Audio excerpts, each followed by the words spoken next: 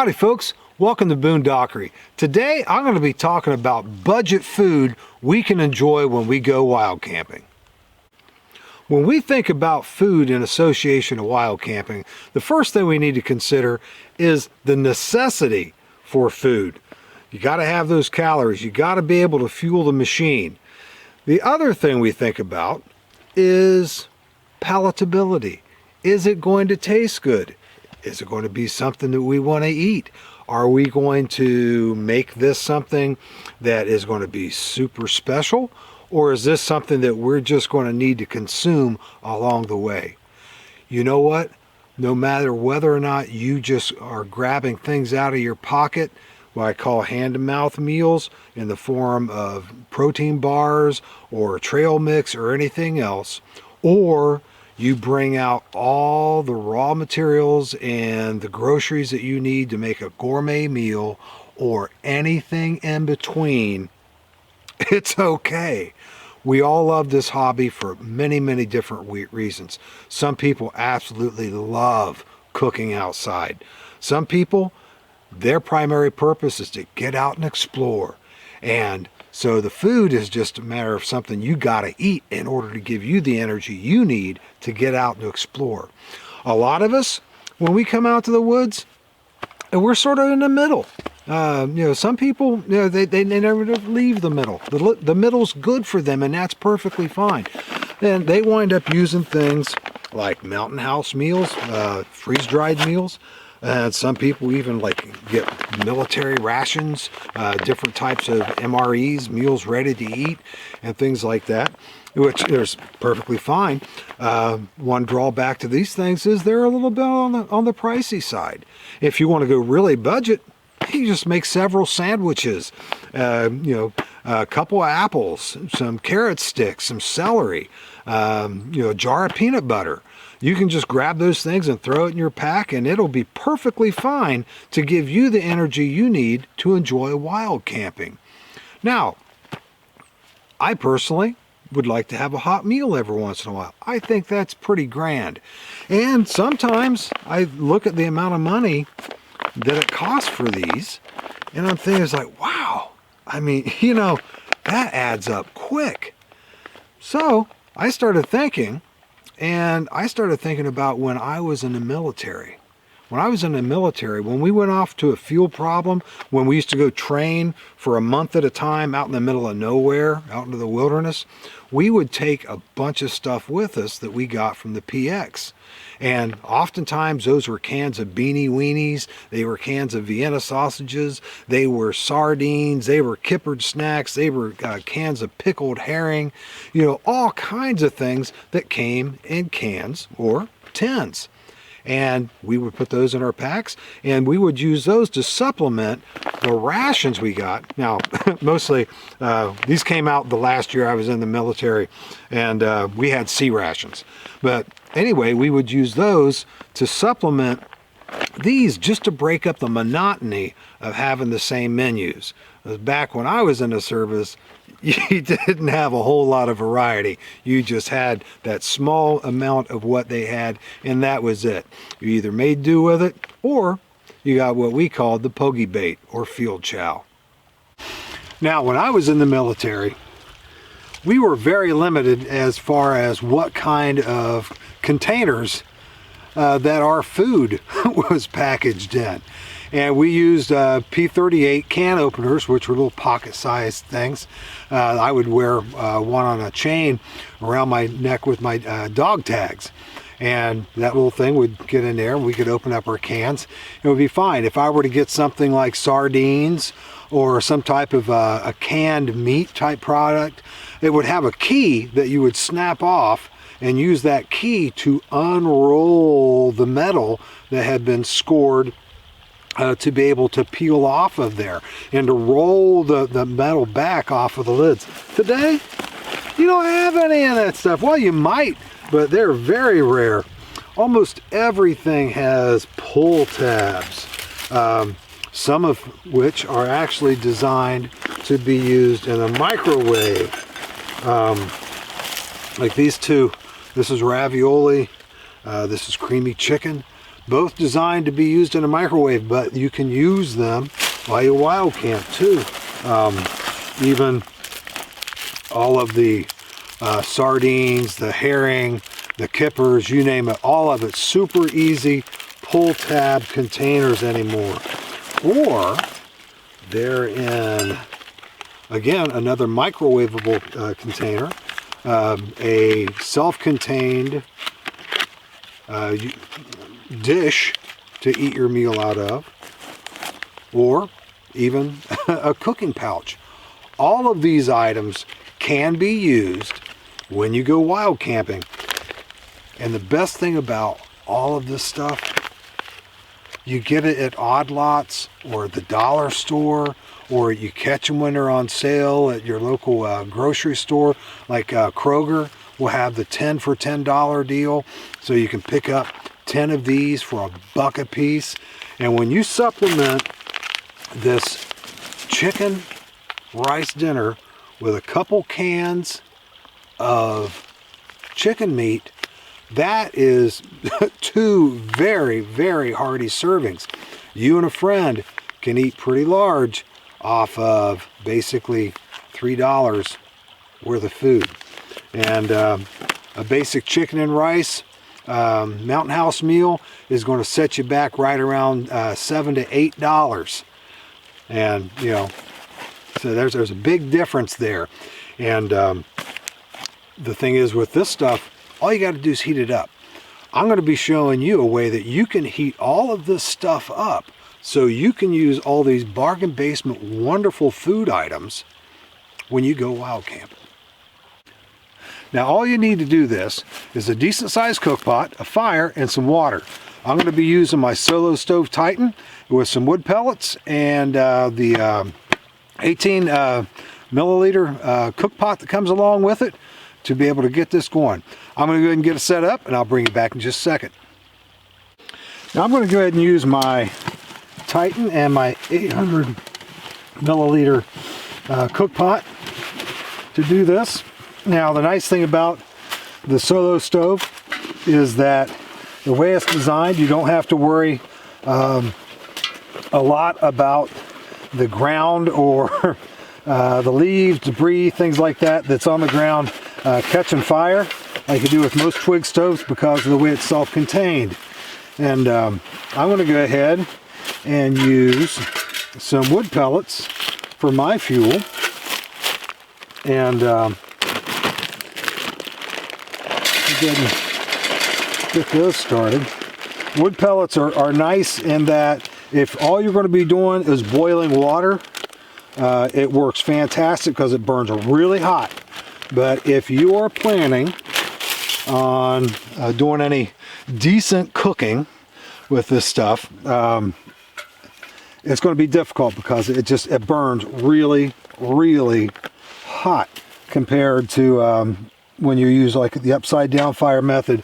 You can get some good controlled coals and things like that to be able to make a decent fire. Now I'm just going to get a little bit of that gel on the bottom of a stick. Like that. And I'm pretty sure it's lit now. Now, a couple different ways you can do this. The first way is to go ahead and have your water boiling and then putting your cans of food in here when it's boiling.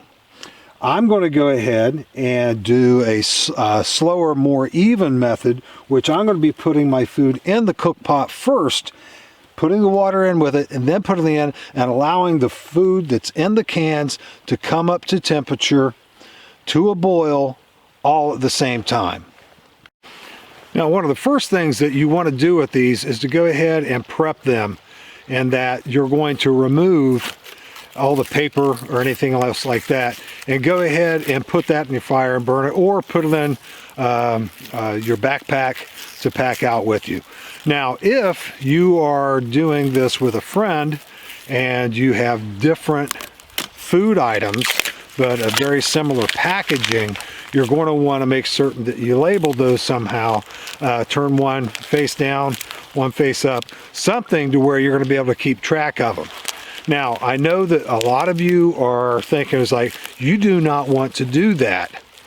These things are going to be under pressure in an enclosed environment, and they're going to explode. Let me tell you a little story. Now, the short response to that statement would be yes, they can explode if you're not paying attention to them. Now, here's the story. When I first got to Troop Delta 10th United States Cavalry after getting out of basic training, our cavalry troop was short on tankers. I was a Cav Scout, so because they were short on tankers, they put me on a tank. Well, if you're a scout, that's about as grave of an insult as you can possibly get. But anyway, the dutiful soldier, I went to the tank. Well, we had a fuel problem, and we were getting ready to get some food, get something to eat, and we were all doing our thing. And the gunner of an M68-3 tank, he was in his gunner station getting his food ready, however he was doing it. It was cold outside, it was winter, he had the heater going, and we get the word that we have to pull out. So we're cruising, we're going, and we're going down pretty good. Next thing you know, I hear this explosion, and I hear this scream coming up from inside of the turret of the tank. And so I get down there and I look, and our gunner is just like, he's all red and dripping. It was just, oh my gosh, what happened? What happened? And it's just like steam's coming. It's hot. What had happened is when we were getting ready to eat, there is a heater duct. It's a pipe that runs up to the gunner station from the chassis of the tank. There's a louver that moves in front of it to reduce the amount of heat that blows directly onto the gunner. The gunner slid a can of baked beans inside that tube. Well, the pressure's enough to shoot the can back out.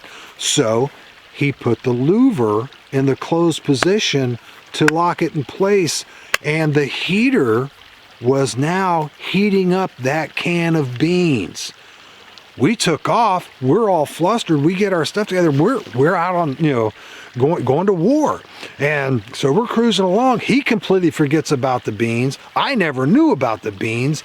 And finally, the can of beans heated up so hot that they exploded, and exploded so bad that it blew the louver off of the heater pipe and covered our gunner with baked beans. Scalding hot baked beans. So yes, if you leave these things unattended, yes, they can blow up. Okay, the wood pellets are going pretty good right now. So what I'm going to do is I'm going to put some of these items in my cook pot. Just enough to where I can see what all's going to be able to fit, and it looks like everything fits just fine. Now, I want to take this off and see this right here, that style of lid, that is nothing more than foil. So if anything's going to blow, it's going to be that foil first. Now, when you have a pull tab, this has been scored around here, but it's going to hold on pretty well. And of course, we have the plastic seal on the plastic dish, and that's on there with a glue. Now the glue is going to be a definitive factor on here too, but you have to remember, this glue, this adhesive that is put on here is designed to take high temperatures. Now, the whole theory behind this method is that we are allowing all of these items to come up to temperature as the water heats up. Now, go ahead and put our collar on. And I'm going to fill this up.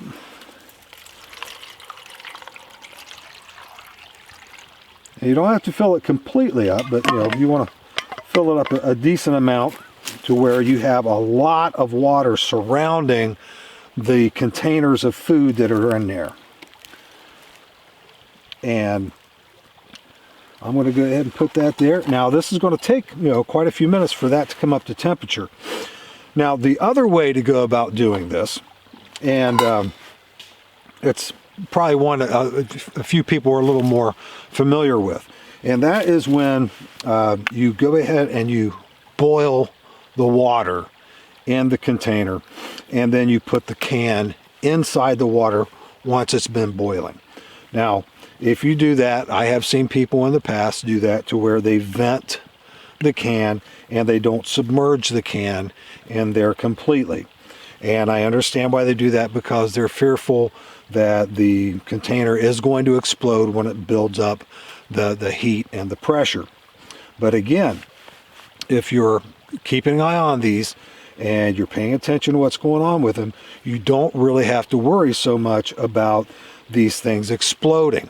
Now, as you're going to see, I have 3 different styles of containers in there, and these would be the ones that are going to be most likely to fail in this particular technique. So you're going to see that even that style of container will be perfectly fine. So if these are going to do this technique well, then your standard, tried and true tin can is going to work just perfectly fine.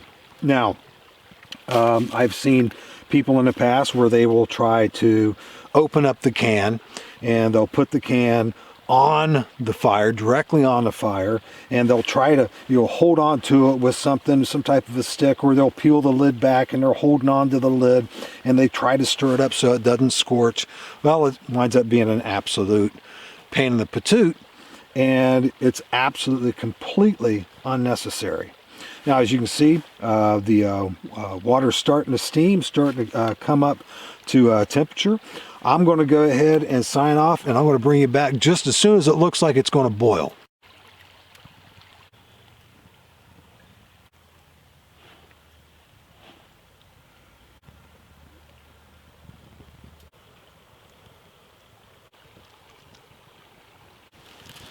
Now we are very close to a boil, and what I want to do is I'm going to remove this one, and I'm going to put that back in upside down. I'm simply just flipping it over, so that way the area that was sticking out of the pot is going to be able to be under the hot water now. Now, this water is building up temperature and getting hotter as it goes, and as it does, so are the contents of those cans or other types of containers that are inside the water.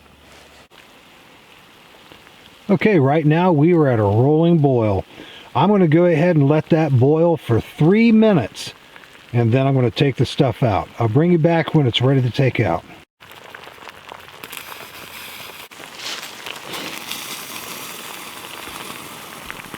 Okay, now what I'm going to do is I'm going to take these wonderful little tongs that my wife bought me. I was very jealous of the Scottish Wanderer's tongs that he always has. And I'm going to remove each one of these containers from the water bath and set those aside.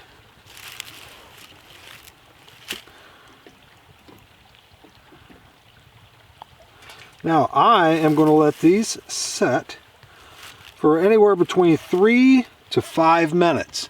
Now if you're worried about them getting cold, you can wrap something around them, pile them in leaves or whatever, just some type of insulation to keep them warm if you're worried about it.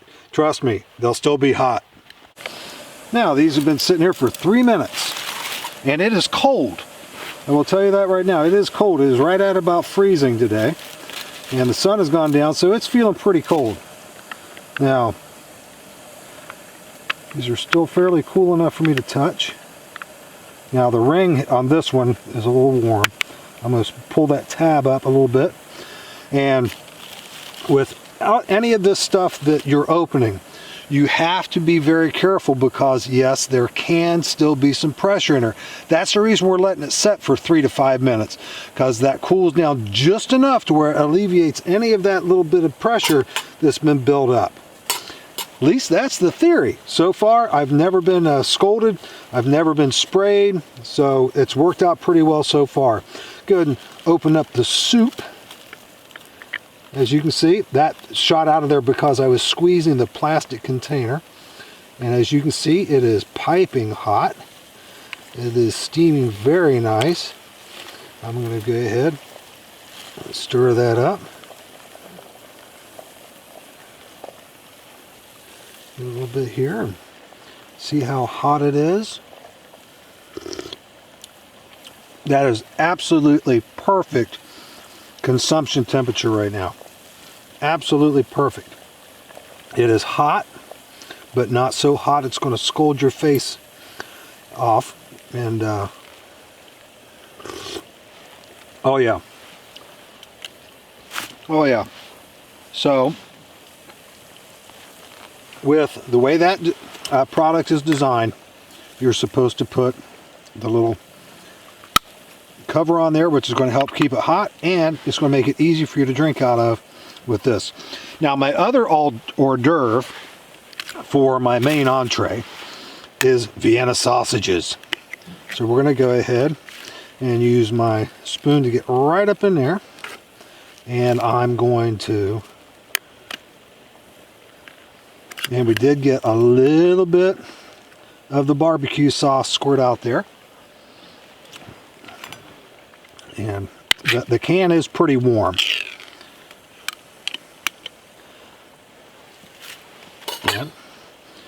And get one of these. This was the very center one. So if any of them's going to be cold, it's going to be that one. Wow. That is definitely not cold. Definitely not cold. That is absolutely fantastic. The barbecue sauce, hot sauce in this is really good. But if you absolutely detest Vienna sausages, but you like hot dogs, heat Vienna sausages up. And you will like them if you like hot dogs, but you don't like Vienna sausages. This is absolutely fantastic. Now, we'll open our main entree, which is turkey and dressing. As you can see, it's piping hot, and I am going to try to get something out of right here in the center to see if it's heated all the way through. As you can see, it's steaming really, really well. Wow. That also is quite warm. What I'm going to do right now is I'm going to go ahead and eat this, and I'll be back just as soon as I'm finished.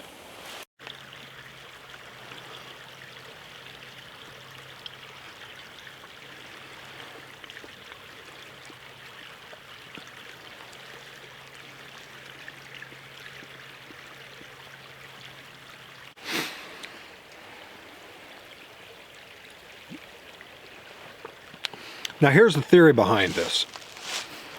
I didn't read this anywhere. I didn't see a YouTube video on this. I remembered how I heated things up years ago when I was in the Army. And I remember, you know, having a couple vacations when I was in college, when I was dirt poor, buying budget canned foods, and was able to get a Hotel 6 or a Motel 8 or something like that for like $25 a night max. And I would go out during the day, and in the hotel room I would leave the heater on full blast, and I would set the cans of food on it. So when I got back to the hotel room, open up the windows, open up the doors, let the heat out, and if it's warm out, I'd turn the air conditioner on, whatever, but my food would be hot in those cans. there all day, never had one of them explode. Now, the theory behind this is, if you have a controlled environment for these containers to be in, and that controlled environment just happens to be a cook pot with no lid on it, that means once the water gets to boiling temperature and the heat is escaping up through the atmosphere, it's not going to get that much hotter than boiling. Now, since these containers were in the water from the get-go, it had to come up to temperature as the water came up to temperature in order for the water to be able to boil. It's like if you had some ice cubes and you put them in a pot of water and you started to heat that pot up and you wanted to boil that water. That ice has to come to the same temperature of the water before it boils. Now, once it has come to boiling, we still have the deep interior of the food items in the cans, which is gradually bringing up to temperature. And since all of these products were probably, this one questionable, but all the rest of them were, they were cooked partially in the can to begin with. So that means they had to come up to a temperature enough to be able to get them sterilized. And it's all part of that pasteurization thing. So those containers had to stand to that. Now, if I were to constantly feed fuel onto that fire, really keep it going, things like that, there's a possibility if I would have left the containers in there for a long period of time and really bringing that fire temperature up and adding, making sure that water didn't boil down, there's a possibility, yeah. And definitely if I were to let the water boil out and it was getting the full brunt of the heat from the fire, it would definitely explode. But as it is, you put the containers in the water and then bring everything up to temperature. And if you do that anywhere between 3 to 5 minutes, once that water comes to boil, your food should be good and hot. You shouldn't have any worries about any of the containers exploding. This one here was probably the most questionable because literally it was a foil lid. It was stuck on there with glue. That was probably the iffiest one. The other dish container where the turkey and dressing were in, the plastic dish, that was designed to be in a microwave with high temperatures. So that area with that plastic, it was definitely designed for that. This, you're supposed to peel the lid off before you put it in a microwave. So I was a little iffy about that, but it definitely worked. I would have no problems whatsoever with doing this again, maybe even leaving it in there just a little bit longer. So I had hors d'oeuvres of Vienna sausages and soup before I had my main entree. All in all, I had less than $2 into this meal. And when I finish this soup, I'm going to be absolutely stuffed. Now, if I were to had I think turkey and dressing casserole entree from Mountain House, be perfectly honest with you, this stuff tasted better than the Mountain House meal. I would have been spending about $8 for that one meal, and it would have been just turkey and dressing. Here I have soup, I have Vienna sausages, and I've got a main entree. And that main entree was turkey and dressing with gravy. And so, budget eats, good and hot, much appreciated. The only thing we have to deal with now is the containers. And I'm going to show you how to do that in just a minute. Okay, first thing I'm going to do with this one is remove the lid.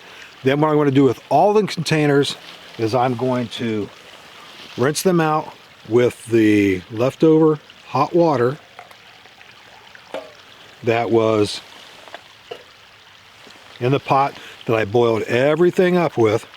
And I'm swishing all this stuff around, and getting rid of all the food particles I can before I put them in my trash bag and put them in my backpack. See right there? Just almost boiling water. Super clean. I'm going to go ahead and do this to all of them. I'm going to show you what I'm going to do next. Now, of course, because you're dealing with a heat conductor, which is metal, and really hot water, you're going to have potential of being burned. So have a little common sense. Wear gloves, put something around it, and also be very careful about pouring the hot liquid into the containers. You don't want it spilling on you and giving you a scald or anything else like that. You don't need blisters to contend with when you're trying to enjoy nature. Now, once any of your cans, usually like if I open up a can, a regular can with a P38 can opener or something like that, I will always leave that lid attached partially to the inside of it. Then what I will do is when I rinse it all out, I will use my P38 and I will open the bottom lid exactly the same way. Then I will push the regular lid in on both sides, and then I will squish it to where it's flat, and then I'll put it in my pack. But for this particular can, put the lid in there, put it in there into the bottom, all the way in, and then you're going to flatten it. And you can stomp on these if you want. Just go ahead and flatten it completely out and squish it down to where it's good and flat. I'll go ahead and do this with my foot so you can see how flat you can make it. I know a lot of people, they will bury stuff, and depending on where you're from and where you are, what property you're using, things like that, that might be okay. But I think for the most of us, we pack out everything we pack in, leave no trace. It's better for the environment, things like that. Some people will put stuff like this, especially aluminum, in their campfires at night, things like that, to burn those things up. And really, it's all what is ethical for you. Most important thing is you don't leave trash about, and you want to keep the area sanitary. The one bad thing about burying food items, and I found this out when I was in the military, is if you bury anything in the forest, if you can bury it, an animal will smell it and an animal will come and dig it up. So if you have jagged pieces of metal and an animal's trying to clean up your trash and lick out of those cans and things like that, and winds up cutting its tongue and things like that, that's no good. That's no good. You're responsible for that if you do things like that. So even though you think, oh gosh, I buried it, blah, blah, blah. Well, okay, yeah, you did. And an animal can come along and dig it up. If you as a human being can dig something and bury it, an animal has the ability to dig that up. And as you can see, very flat. It's clean. Just barely smells like the hot sauce that was in it. And so I'm going to be able to put this in my pack, and it's not going to take up any space whatsoever. And since all the food's out of it, it's practically weighs nothing. And so I can get rid of this as well. Here it is, folks. All that's left of a very satisfying, very filling, hot meal that cost me less than $3. And this is going to fit in my pack, not be messy, not be stinky. Get it out of there. As a matter of fact, 2 of those plastic containers, if I wanted to, I could repurpose or reuse those for something. Now, folks, there are tons of different ways that you can enjoy having food in the woods when you're wild camping.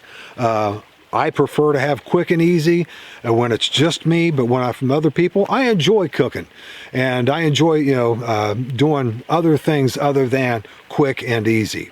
The nice thing about when I'm out by myself, I don't really want to waste a lot of time doing dishes. This right here, everything's comes in its own container, its own dish. I don't have to worry about it.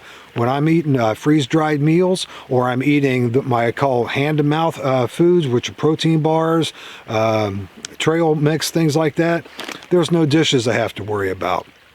So if you want fairly real food, and you like fairly real food that's hot, and fairly real food that's filling and tastes good, well, now you have another idea of something you can put in your bushcraft bag of tricks next time you go out wild camping. Hey folks, thank you so much for watching. I really appreciate it. I will see you next time.